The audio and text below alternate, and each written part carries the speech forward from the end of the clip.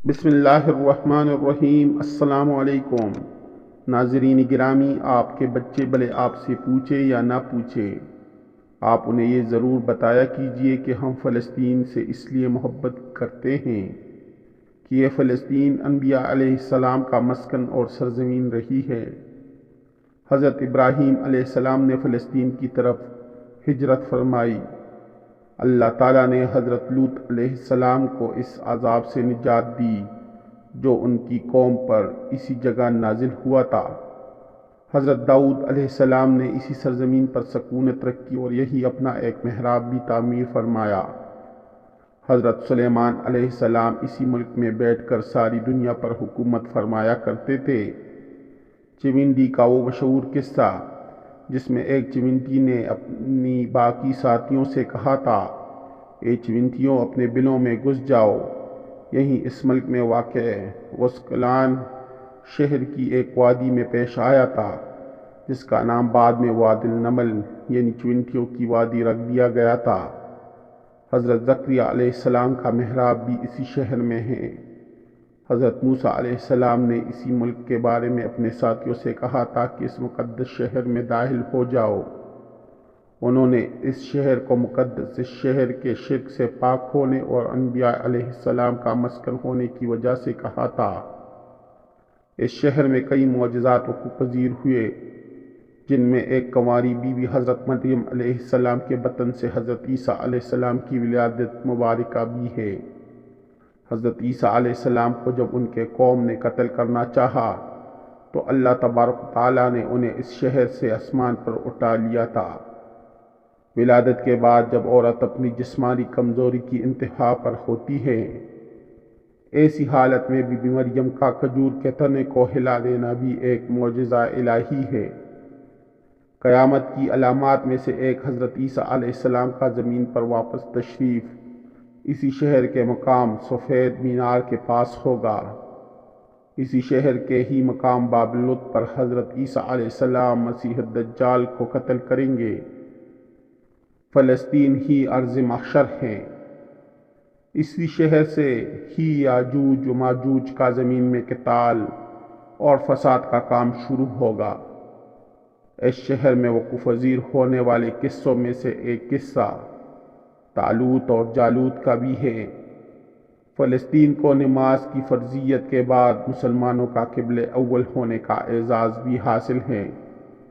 ہجرت کے بعد حضرت جبرائیل علیہ السلام نے دوران نماز ہی حکم ربی سے حضور صلی اللہ علیہ وآلہ وسلم کو مسجد الاقصیٰ سے بیت اللہ کعبہ شریف کی طرف رخ کرا گئے تھے۔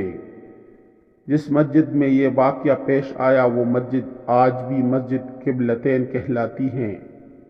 حضور اکرم صلی اللہ علیہ وآلہ وسلم معراج کی رات آسمان پر لے جانے سے پہلے مکہ مکرمہ سے یہاں بیت المقدس لائے گئے۔ سرور عالم صلی اللہ علیہ وآلہ وسلم کی اقتداء میں انبیاء علیہ السلام نے یہاں نماز ادا فرمائی۔ اسی طرح فلسطین ایک بار پھر سارے انبیاء علیہ السلام کا مسکن بن گیا۔ حضرت ابو ذر رضی اللہ تعالیٰ عنہ کہتے ہیں کہ میں نے رسول اللہ صلی اللہ علیہ وآلہ وسلم سے عرض کیا کہ زمین پر سب سے پہلی مسجد کون سی بنائی گئی؟ تو آپ صلی اللہ علیہ وآلہ وسلم نے فرمایا کہ مسجد الحرام۔ میں نے عرض کیا کہ پھر کون سی مسجد بنائی گئی؟ تو آپ صلی اللہ علیہ وآلہ وسلم نے فرمایا کہ مسجد الاقصیٰ یعنی بیت المقدس۔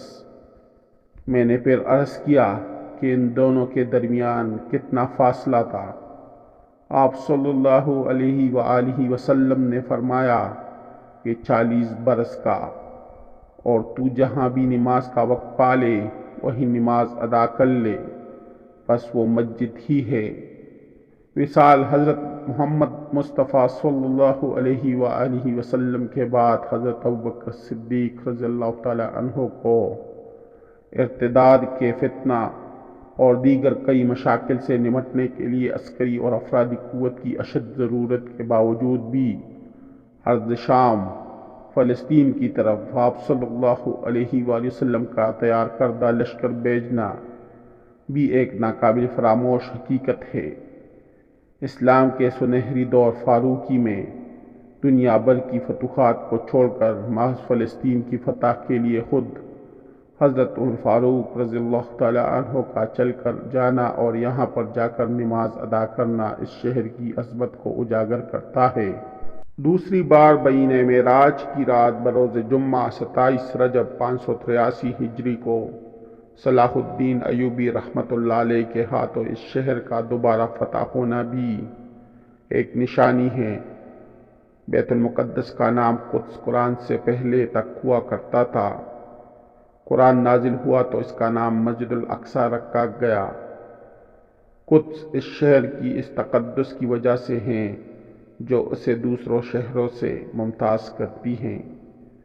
اس شہر کے حصول اور اسے رومیوں کے جبر و استبداد سے بچانے کے لیے 5000 سے زیادہ صحابہ کرام رضوان اللہ علیہم اجمعین نے جام شہادت نوش کیا، اور شہادت کا باب آج تک بند نہیں ہوا، سلسلہ ابھی تک چل رہا ہے۔ یہ شہر اس طرح شہیدوں کا شہر ہے۔ مسجد الاقصی اور بلاد شام کی اہمیت بالکل حرمین شریفین جیسی ہیں۔ فلسطین کی عظمت کا اندازہ اس بات سے بھی لگایا جا سکتا ہے کہ یہاں پر پڑھی جانے والی ہر نماز کا اجر 500 گنا بڑھ کر دیا جاتا ہے۔ معزز دوستو، اگر آپ لوگوں کو میری ویڈیو اچھی لگی ہو تو میرے چینل کو سبسکرائب کریں، اس ویڈیو کو لائک کریں اور دوستوں کے ساتھ شیئر کریں۔ انشاءاللہ آنے والی ویڈیو میں پھر ملاقات ہوگی، تب تک کے لیے اللہ حافظ۔